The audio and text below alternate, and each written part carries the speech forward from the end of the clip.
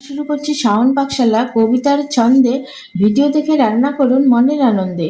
নমস্কার বন্ধুরা, শাওন পাকশালাতে সবাইকে স্বাগত জানাই। আজকে আমি বানাবো চিংড়ি মাছের কালিয়া। তার জন্য আমি এই যে বড় সাইজের গলদা চিংড়িটা নিয়ে এসে মাথাটা কেটে ভালো মতো করে ধুয়ে নিয়েছি। এই যে এই সাইজের চিংড়ি মাছগুলো নিয়ে এসে ভালো মতো করে ধুয়ে নিয়েছি। আর এখানে নিয়েছি আলুটাকে ডুমো ডুমো করে কেটে ধুয়ে নিয়েছি। এখানে আদা রসুন কাঁচা লঙ্কার পেস্ট নিয়েছি। এখানে নিয়েছি টমেটো পিউরি বা টমেটো বাটাই বলুন। আর আপনারা যদি টমেটো বাটা দিতে না চান তাহলে আপনারা টমেটো কুচিও দিতে পারেন।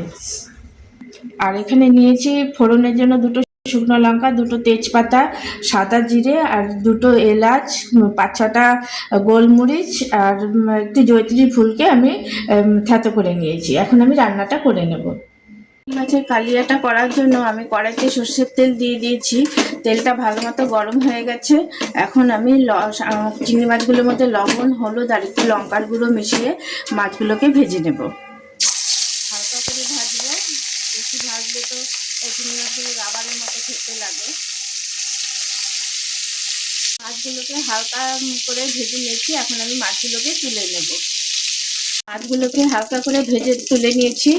তেলটা রয়ে গেছে, ওই তেলের মধ্যে একইভাবে আমি লবণ, হলুদ, একটু লঙ্কার গুঁড়ো মিশিয়ে আলুগুলোকে একটু ভেজে নেব।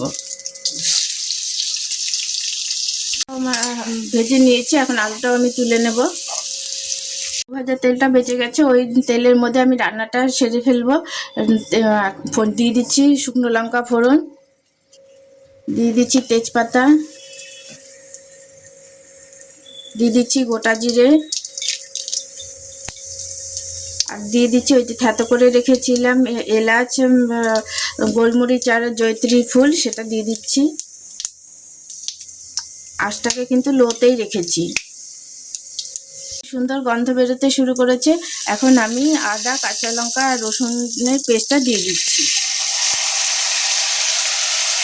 এখন দিয়ে দিচ্ছি পরিমাণ মতো লবণ,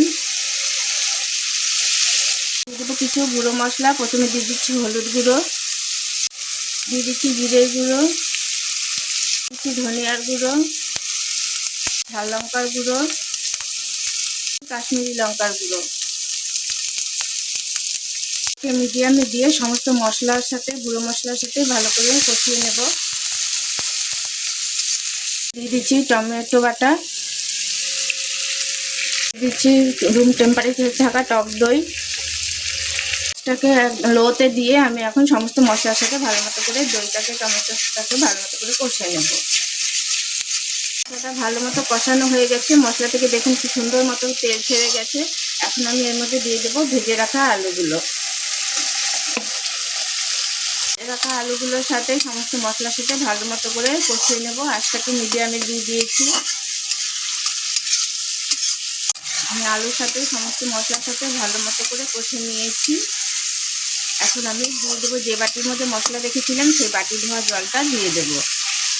আমরা তো চিংড়ি মাছের মালাইকারি বেশি খাই, বা চিংড়ি মাছের নানান ধরনের রেসিপি করে আমরা খাই। একবার এই রেসিপিটা আপনারা করে খাবেন, খেলে বুঝতে পারবেন কতটা টেস্ট এই রেসিপিটার।